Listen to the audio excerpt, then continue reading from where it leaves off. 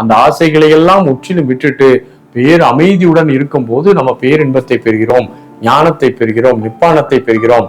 அந்த நிப்பானத்திற்கு புத்தர் பாலியில சொல்றது நிப்பானம் பரம சுகம் என்று சொல்கிறார்.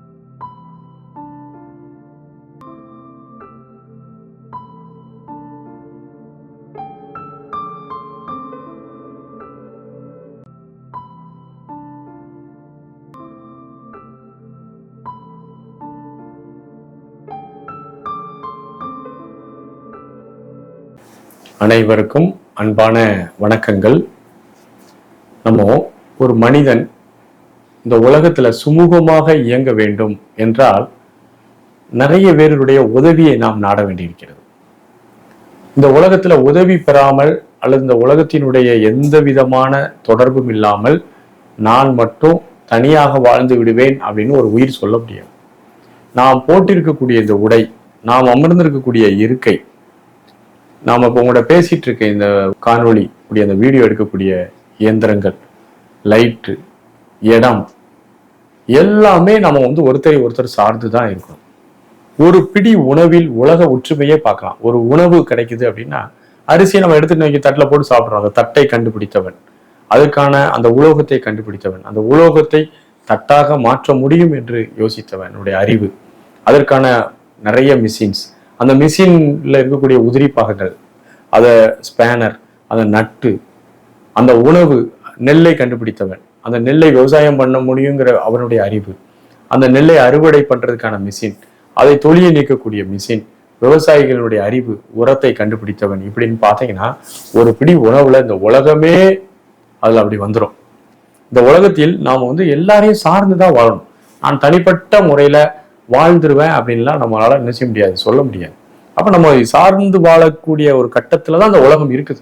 அப்ப முதல்ல நம்ம இந்த உலகத்துல இருந்து எல்லா வளங்களையும் எல்லா விஷயத்தையும் நம்ம அனுபவிக்கிறோம். நம்ம இந்த உலகத்திற்கு ஏதேனும் திருப்பி கொடுக்க வேண்டும் என்ற எண்ணம் நமக்கு வருதா? பல ஆயிரக்கணக்கான மக்களினுடைய அறிவு தான் எல்லாமே, படைப்புகள் எல்லாமே. நவீன விஞ்ஞான கருவிகள் எல்லாம் பல லட்சக்கணக்கான மக்களினுடைய நுண் அறிவின் திறத்தால் ஏற்பட்டது. இன்னைக்கு வாழ்க்கை எவ்வளவு வசதியா அனுபவிக்கிறோம். நீங்க எல்லாத்தையும் அனுபவிச்சுக்கிட்டே இருக்கிறோம். நம்ம இந்த சமுதாயத்திற்கு ஏதேனும் திருப்பி கொடுக்கோமா? எல்லாரும் சுயநலமா அனுபவிச்சுக்கிட்டே இருந்தா அது நல்லா எல்லாம் போயிடும். அப்ப நம்ம இந்த சமுதாயத்திலிருந்து பெற்ற அந்த அனுபவிக்கக்கூடிய பல விஷயங்களுக்கும் நன்றி கடனாக நாம் இந்த சமுதாயத்திற்கு ஏதேனும் ஒன்றை திருப்பி கொடுக்க வேண்டும் என்ற ஒரு எண்ணம் ஒரு பொறுப்புள்ள மனிதனுக்கு கண்டிப்பா வரும். அப்படி வரும்போதுதான் அவன் பல விதமான உதவிகளை செய்யறான். இந்த சமுதாயத்துக்கு நம்ம ஏதாவது செஞ்சா நம்முடைய பங்களிப்பு என்ன இருக்குது, நம்ம இந்த சமுதாயத்துக்கு ஏதாவது நல்லது செய்யணும்னு நினைக்கும் போது அவன் அன்னதானம் பண்றான், ஏழை எளிய மக்களுக்கு படிப்புக்கான கல்வி தானம் பண்றாங்க, உடல் ஊனமுற்றவர்களுக்கான உபகரணங்கள் தானம் பண்றாங்க, நிறைய தானங்கள் பண்ணிட்டே இருக்காங்க. பல விதத்திலையும் இரத்த தானம் பண்றாங்க. இப்படி பல தானங்கள் பண்றாங்க. இதெல்லாம் அவர்களுடைய உடலியல் மனையியல் தேவைக்காக பண்றது. உடல் தேவைக்காக நிறைய தானங்கள் பண்ணப்படுகிறது. நிறைய பேருக்கு மன தேவைக்காக பண்ணப்படுது. மனிதன் எல்லாருமே துன்பத்துல தான் இருக்கிறோம். மனிதர்கள் துன்பத்துல இருக்குங்கிறத தெரியாம இருக்கிறாங்க, அதான் பிரச்சனை. நம்ம எல்லோருமே இயற்கையாகவே நம்ம துன்பத்துல இருந்து கொண்டே இருக்கிறோம். பாருங்களேன், நம்ம ஒரு எந்த விஷயத்த செஞ்சாலும் ரொம்ப நேரம் ஹாப்பினஸ் இருக்காது, உடனே ஒரு டவுன் ஆயிடுவோம். அவன் மனிதனுக்கு இயற்கையாகவே துன்பம் இருக்கிறது. அவன் அறியாமையினால் அந்த துன்பம் ஏற்படுகிறது. அவனுக்கு அறியாமை இருக்கிறது. அவன் மனதினுடைய பிடியில சிக்கி இருந்து அறியாமையில் இருக்கிறதுனால அவன் ஏதோ ஒரு வகையில துன்பத்துல உழண்டு கொண்டே இருப்பான். அந்த துன்பத்திலிருந்து அவன் வெளியில வரணும்னு சொல்லி எல்லா உயிர்களும் அவர்களுக்கு தெரிந்த அறிவில செயல்படுறது அந்த இயக்கம். மனிதன் கம்ஃபர்டபுளான ஒரு வாழ்க்கையை நோக்கி போறான், துன்பம் இல்லாத வாழ்க்கையை நோக்கி. அப்போ அந்த துன்பம் இல்லாத வாழ்க்கையை, துன்பத்திலிருந்து மனிதனை வெளியில கொண்டு வர்றதுக்கான ஒரு உபாயம் இருக்கிறது என்றால் அந்த உபாயம் தான் தம்ம தானம் என்று அழைக்கப்படுகிறது.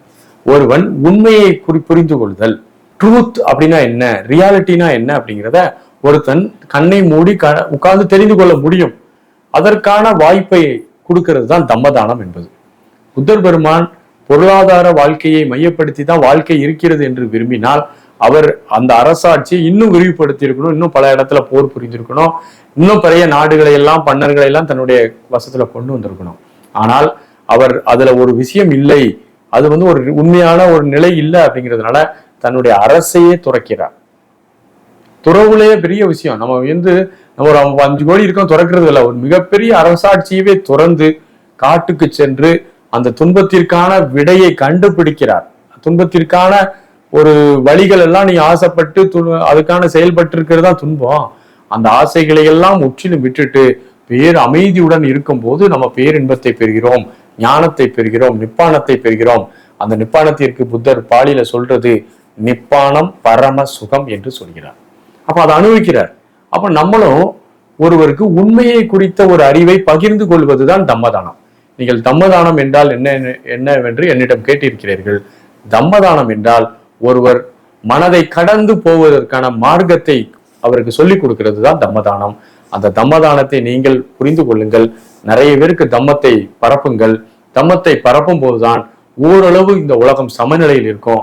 அல்லது ரொம்ப புலன் வாழ்க்கையில ரொம்ப எக்ஸ்ட்ரீமா போய் இந்த உலகம் என்ன ஆகும்னா ஒரு குழப்பமான ஒரு பிரச்சனைக்குரிய மன நிம்மதி இல்லாத ஒவ்வொரு தனி மனிதனும் நிம்மதி இல்லாத தன்மைக்கு போயிடும். ஆகவே தம்மம் தான் நம்மளுடைய தலையை காக்கும்.